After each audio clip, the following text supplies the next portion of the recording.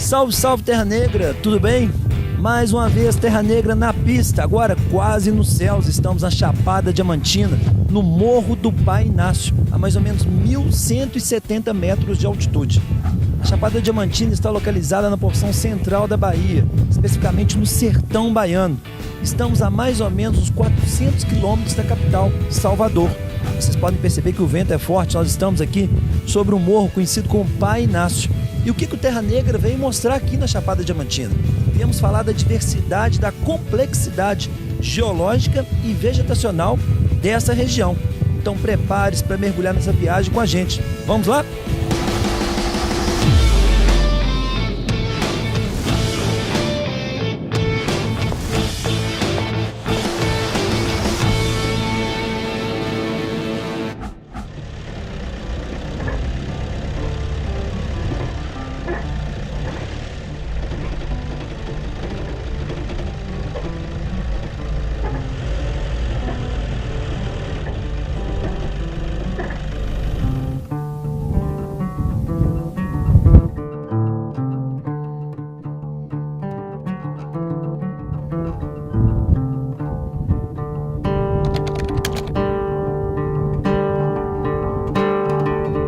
Pois bem, Chapada Diamantina, sertão da Bahia. Estamos na região que teoricamente deveria ser o clima semiárido, mas o que nós temos aqui é um clima tropical típico, aquele famoso tropical semiúmido, com duas estações bem definidas. Então nós vamos começar a contar a nossa história envolvendo essa diversidade climática, porque nós temos uma ilha basicamente de umidade aqui no meio do sertão da Bahia. Conta aí pra gente, Vitinho, como é que a topografia influencia nisso?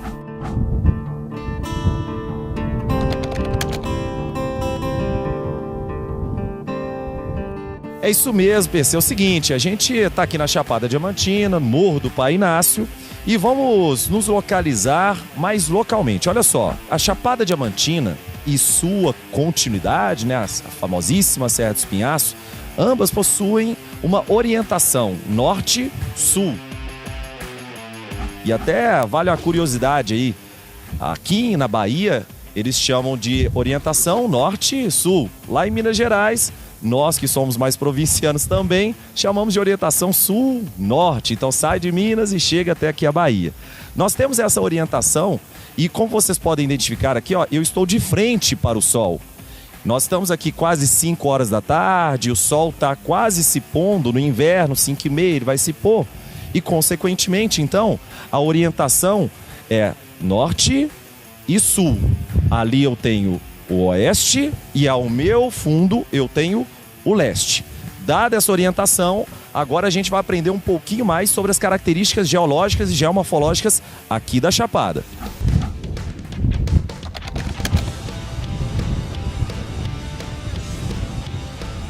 Seguinte, pessoal, apesar de ser chamado de Chapada Diamantina, essa estrutura geológica que a gente tem aqui não é compatível com aquilo que você aprendeu lá nos livros didáticos de ensino médio.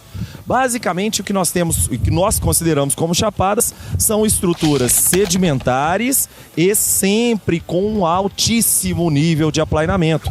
Como você pode observar ali ao fundo, olha só, você tem uma inclinação muito significativa, você consegue observar pela câmera agora, por essa imagem, esse grau de inclinação. Isso não configura efetivamente uma chapada. Além disso, como eu disse, as chapadas possuem estrutura geológica sedimentar. Então aqui nós temos alto grau de metamorfismo em algumas rochas encontradas na Chapada Diamantina. E, portanto, essa chapada aqui não teria aquela estrutura clássica das chapadas lá do centro-oeste, que, diga de passagem, nós também já visitamos, também temos algumas imagens.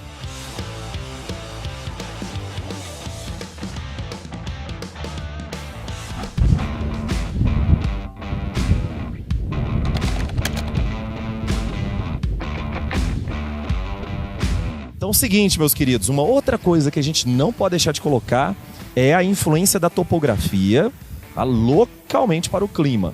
É o seguinte, se eu caminhar cerca de 400 quilômetros naquela direção, eu chego em Salvador, eu chego no litoral e, consequentemente, eu estou em um ambiente mais úmido.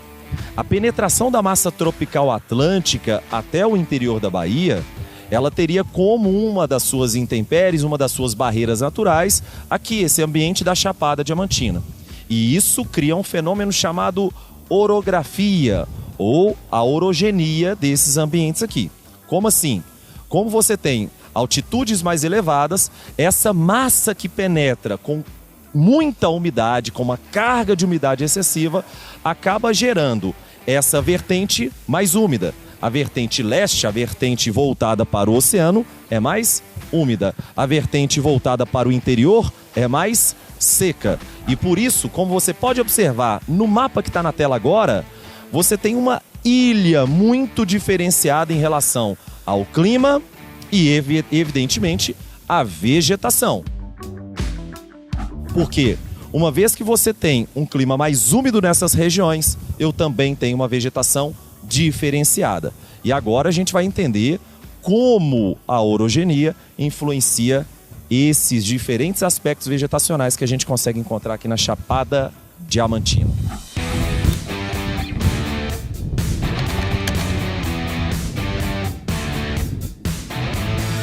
Pois é, meus caros, como bem disse o meu querido amigo Vitor Augusto, estamos aqui mais uma vez, o Terra Negra, com você, fora da caixa, em cima do Morro do Pai Inácio. É um privilégio.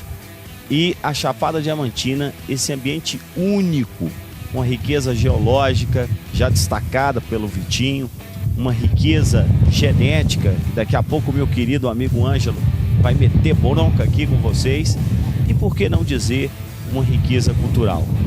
A verdade é que, sempre resgatando as falas do nosso eterno e saudoso professor Aziz Absaber, estamos num espaço de tensão ecológica. Tensão não no sentido de conflito, mas tensão no sentido de que aqui você tem vários biomas que vão se fundir, literalmente. Nós temos uma faixa de transição.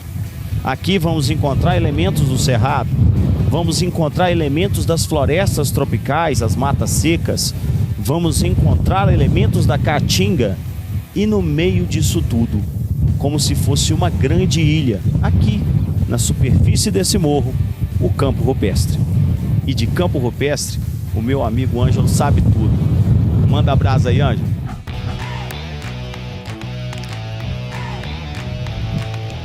Salve, salve Terra Negra, aqui é o Ângelo Biologia e agora a gente está aqui em cima, a gente está no Campo Rupestre e o mais bacana é a gente está mergulhado no cerrado, mergulhado na caatinga.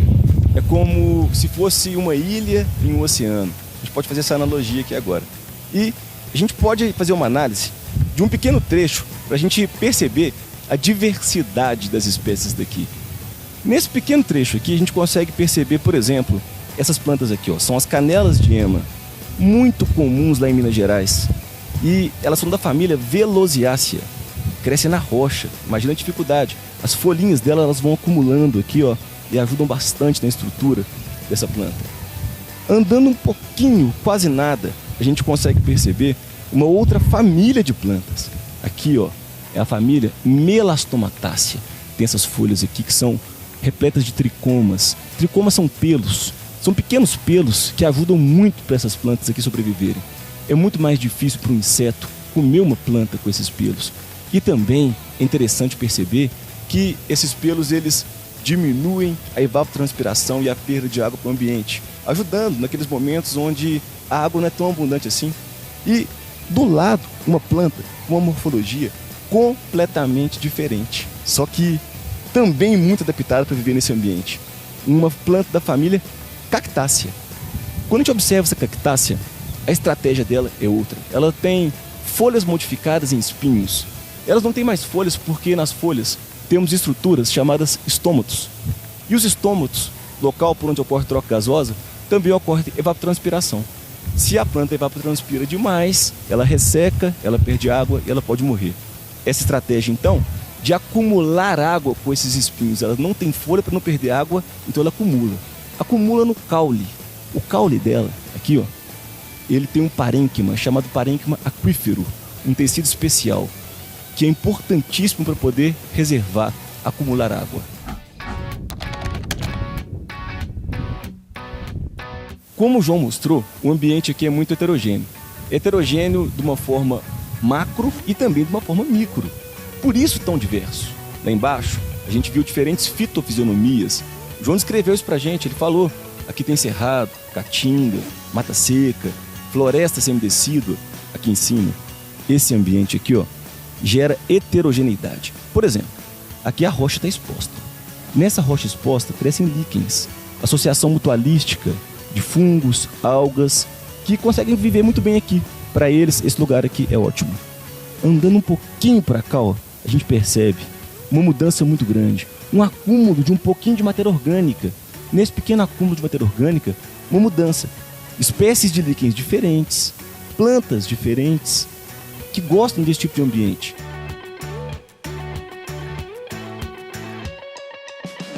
Aqui dentro percebemos um outro ambiente, com maior sombreamento, maior ainda acúmulo de matéria orgânica. Olha aqui, ó, tem até um pouquinho já de solo aqui, ó, onde essas plantas conseguem desenvolver e crescer bem.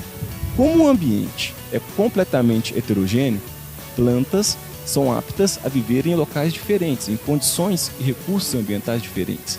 A seleção natural, ela vai deixar aqui, ó, vivendo nesse ponto, vivendo no ponto do lado, aquelas plantas que são aptas a esse tipo de ambiente. Por isso, então, essa diversidade, esse mosaico maravilhoso que a gente está vendo aqui agora.